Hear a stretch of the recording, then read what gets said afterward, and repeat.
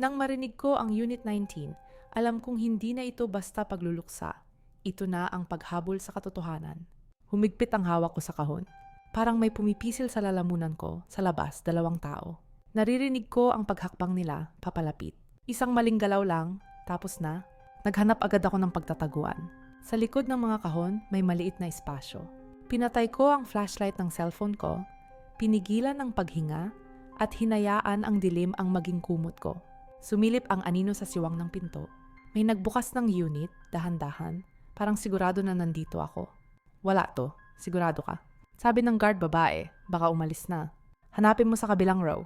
Tumigil ang mundo ko habang may kamay na sumagi sa gilid ng kahon.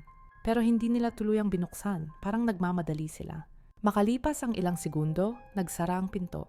Tahimik, naghintay ako ng 1 minuto. 2, 3. Bago ako gumapang palabas, lumabas ako sa unit na parang multo, dala ang kahon at backpack. Dumaan ako sa side exit kung saan walang ilaw. Sa labas, may bakanting kalsada at isang lumang tindahan na sarado na. Doon ko binuksan ulit ang kahon. May folder na may label na Sir Alvin, Payroll. May listahan ng mga pangalan. May dates, may amounts, at may pirma. May isa pang folder, Nursing Home. Nanlaki mata ko nursing home? Naalala ko bigla ang trabaho ko. Ang lugar kung saan ako nag-aalaga araw-araw. Kung saan may mga anak na dumadalaw, may caregivers, may staff. At sa papel, may pangalan. Aileen, Linda, Admin Office, Alvin. Parang binuhusan ako ng yelo. Si Sir Alvin, iyon ang admin na minsan ko nang nakita sa office. Maayos manamit, laging may ngiti. Laging, "Ma'am, thank you sa service." Pero bakit may proof ang anak ko tungkol sa kanya? Binuksan ko ang backpack, may lumang phone. At may isang maliit na notebook na punong-puno ng sulat. May money na pumapasok sa accounts ng staff, hindi normal. May mga lola-lolo na biglang nagiging DNR kahit walang pirma ng pamilya. May gamot na nawawala sa inventory. May CCTV footage na binubura, nanginig ako. Hindi ko alam kung iiyak ako o susuka. Ang anak ko, paano niya nalaman ito?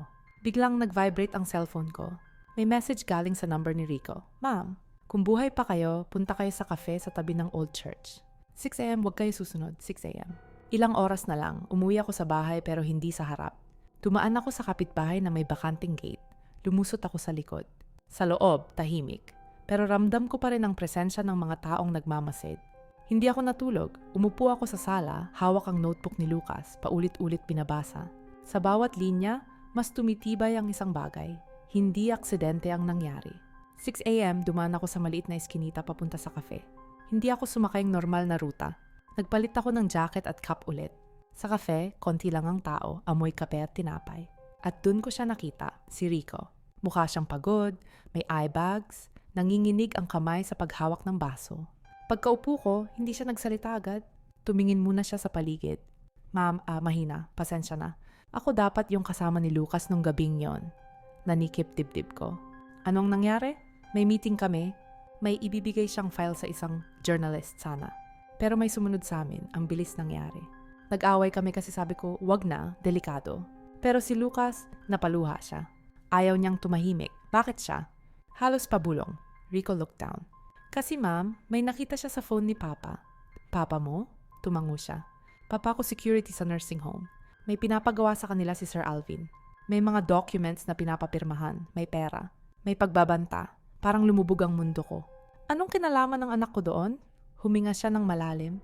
"Ma'am, si Lucas ang nag-e-edit ng videos. Siya ang nagbubukas ng deleted files. Nahanap niya yung footage." "Footage?" Nalulunod ang boses ko. Tinulak niya ang maliit na flash drive sa mesa, ibang USB. "Ma'am, nasa inyo na yung kalahati. Pero ang pinaka-importante, nanginginig, ito." Kinuha ko, tinignan ko ang label. CCTV, Room 12, 11:43 p.m. Tumayo bigla si Rico, napalingon sa bintana. "Ma'am, nandito na sila." Sa labas ng cafe may lalaking pumasok. Nakasuot ng jacket, cap at may earpiece. Tumingin siya diretso sa amin at ngumiti.